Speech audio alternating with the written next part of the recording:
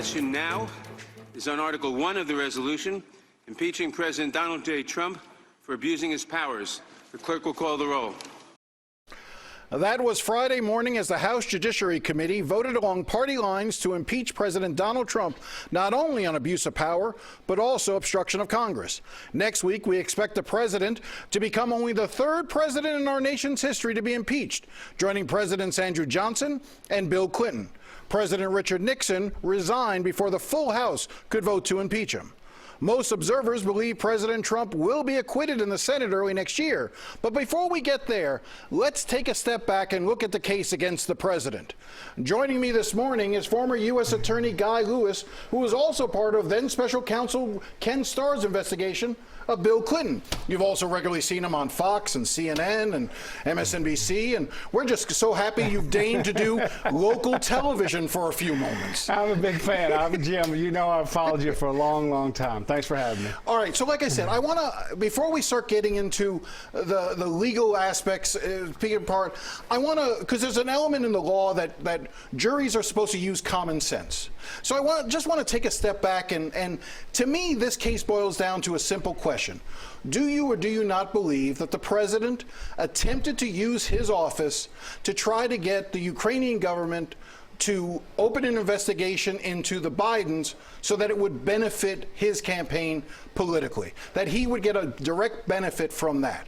Whether or not there was a quid pro quo and the rest of it, that seems to be the heart of the abuse of power allegation. Am I correct? Yeah, I do think you're right, but I'm not so sure it's as sort of linear and straightforward as that, because I do think you have some elements of, look, he's got constitutional powers associated with his ability to run, to interact with foreign governments, and he is the chief law enforcement officer. So it makes it, at least in my calculation, a little bit more complicated as opposed to rather than just, hey, did he offer aid in return for them opening up an investigation? Was he trying to do this to help his campaign? I guess that's the question. And knowing everything we know about the president, the way he's handled himself, do you have an opinion as to whether or not the ultimate goal here was to try to seek a benefit for himself? Whether it's an impeachable offense or not, do you believe that was the ultimate goal here? Again, I think it is a little bit hard to answer in a vacuum. Look, all of these guys, Democrats, Republicans, presidents, congressional guys, they're all political animals. I mean, politics is what they wake up, they live, they breathe.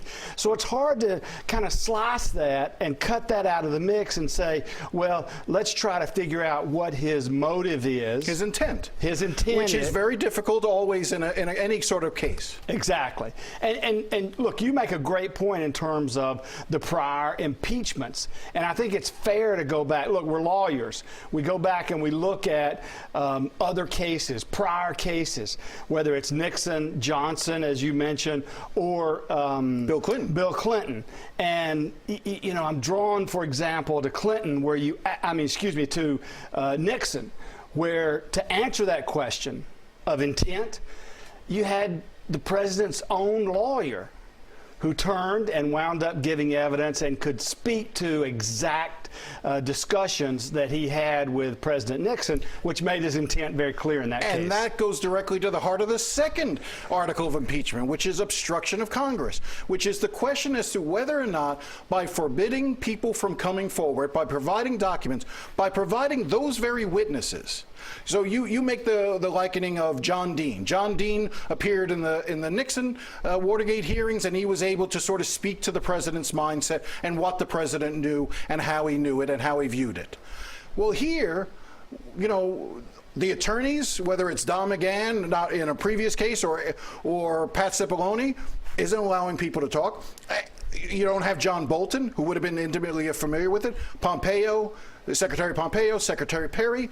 So that goes to the second article, and I want to just sort of go to the letter that Pat Cipollone, who was the White House counsel, wrote in October 8th, in which he essentially not just essentially, he said he views Congress's action as unconstitutional, and they refuse to recognize it. Now, if the White House refuses to cooperate with a congressional investigation, is that not in itself obstruction? I don't think so necessarily in this context. Again, I liken it to a subpoena that one might get from the federal government. Say when I was with the U.S. Attorney's Office, the defense lawyers could always walk into court, into a federal district court, move to quash the subpoena and say, hey, the U.S. government, Lewis, is out of bounds here for whatever reason.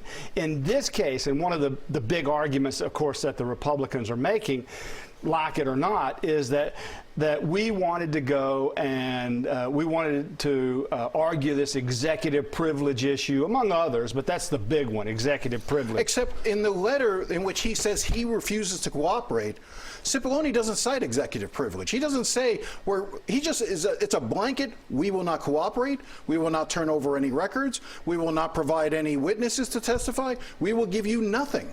It's not as if there was a specific claim, well, we're not allowing, so-and-so to speak because of executive privilege, or we're not providing this document because we believe this section of the document is protected under whatever clause that they may be able to enact. It was just a blanket. We don't recognize Congress's ability to provide oversight. Well, I appreciate that, but the letter is not really what's driving the litigation. The litigation is the motion to quash, basically, the response from Congress, and we heard, for example, in the House hearings, hey, we don't like it because McGahn's, it's taken us eight months, I think is what he said. It is. To get a ruling in the McGahn case. But again, it's sort of disingenuous to sort of blame it on the district court and the speed or the pace at which they proceed, because you can always, as you know, you can always go in and say, Judge, we'd ask you to expedite this, move this on a rocket docket type of basis, and I think you could have gotten the ruling much quicker. That's exactly where I wanted to go next, which was the McGahn case. It took them 8 months to get to a district court level opinion. Then it's going to be appealed to the Court of Appeals, and then it's going to be appealed to the U.S. Supreme Court. And we don't know which session even that case will be going in, whether they hear it this session, next session. I mean, granted, you think that they could have gone in for some sort of rocket docket quickly to try to get a thing. I'd be more skeptical. If it takes this long to get the courts to be involved, what is Congress's alternative? How can Congress stop something that they see happening in real time if the courts are going to take as long as they are, provided that they are going to rule that quickly? Well, I actually trust the courts, and especially the district court. You go into a court down here in Miami and ask a federal district court judge to move this on an expedited basis, you get it. I mean, you call up. I know judges down here who wind up saying, look, you run into a problem, call Chambers, we'll get you set for a hearing in the next day or two. I understand the argument, but I also think... So you think the Democrats didn't really want Don McGahn or any of these people to come in? Because if they thought they could get them by doing that maneuver, don't you think they would? No, I think they wanted to bypass the entire executive privilege argument, because I think it's a little... look at the cases, look at the Supreme Court, look at some of the Office of Legal Counsel opinions that the department just released in the last few days. There is an executive privilege that the president has when he sits down with his lawyer and they have discussions about these issues.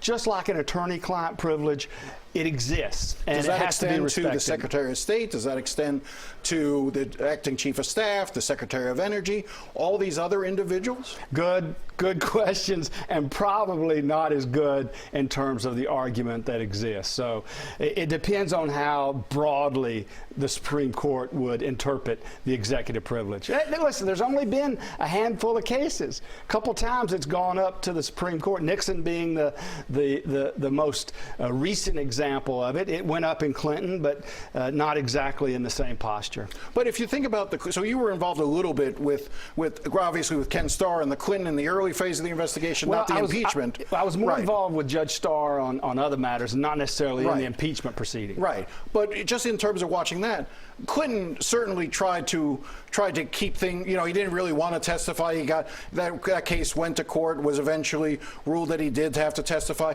Documents were being turned over, even in the case of Richard Nixon.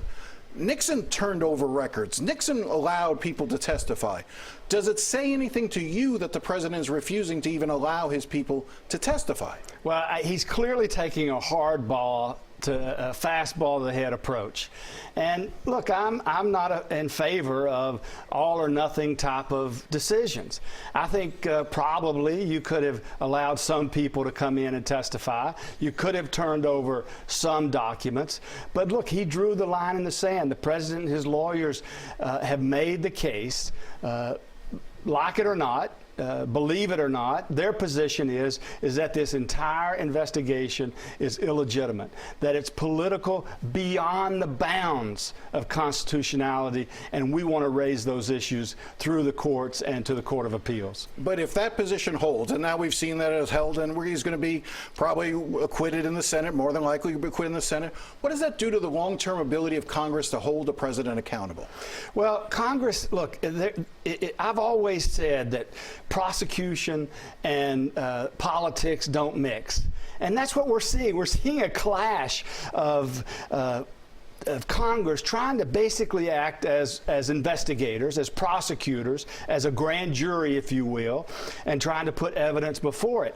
And then you lay on top of it, Jim, boy, just politics on both sides. I don't care who you support and who you think is right or wrong, but you add the politics to the mix, and it's just, I tell you, I watch it and I get sick. I don't care which side you know, I get angry at the Democrats, I get angry at the Republicans, because it seems like little's being done here.